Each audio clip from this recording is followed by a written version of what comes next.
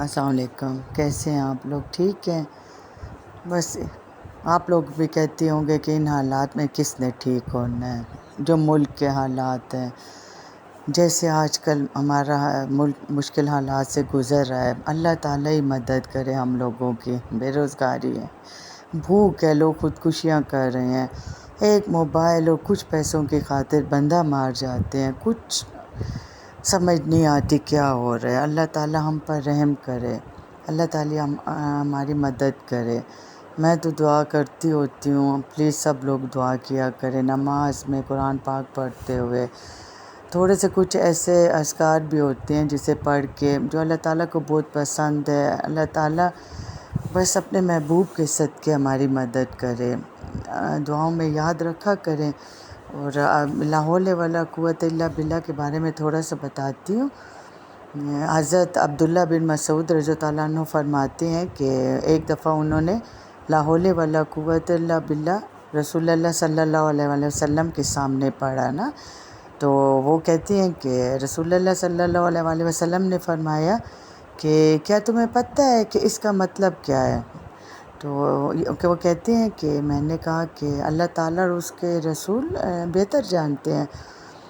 کہتے پھر رسول اللہ صلی اللہ علیہ وسلم نے خود ہی بتایا کہ اس کا مطلب ہے کہ گناہ سے بچنے کی طاقت جو نہیں ہے مگر اللہ تعالیٰ کی حفاظت سے، اور اللہ تعالیٰ کی عبادت کرنے کی قوت نہیں ہے مگر اللہ تعالیٰ کی مدد سے۔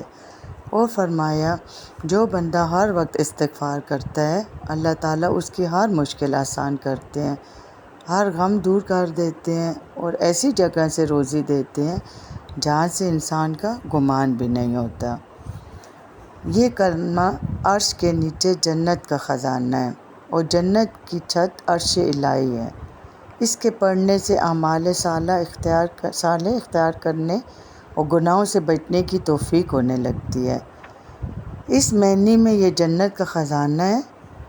رسول اللہ صلی اللہ علیہ وسلم نے فرمایا 99 دنیاوی و آخری بیماریوں کی دوا ہے، جس میں سب سے ادنیٰ بیماری غم ہے، چاہے وہ دنیا کا ہو یا آخرت کا ہو۔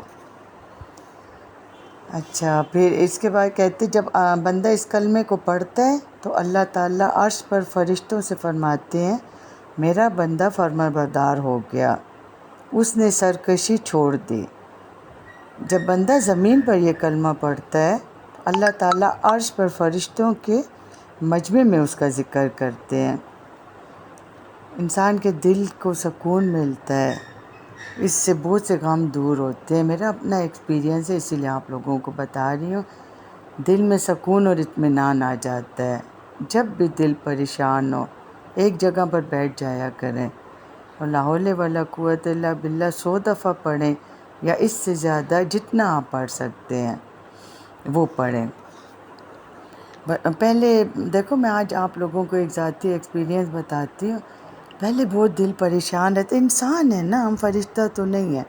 کسی کے پاس کوئی چیز دیکھ لی، اپنے سے بڑی گاڑی دیکھ لی، لائف سٹائل اپنے سے بہتر دیکھ لیا، تو دل میں یہی خیال آتا تھا دیکھو اسے اللہ نے کتنا دیا ہے، میرے پاس یہ چیزیں کیوں نہیں ہیں۔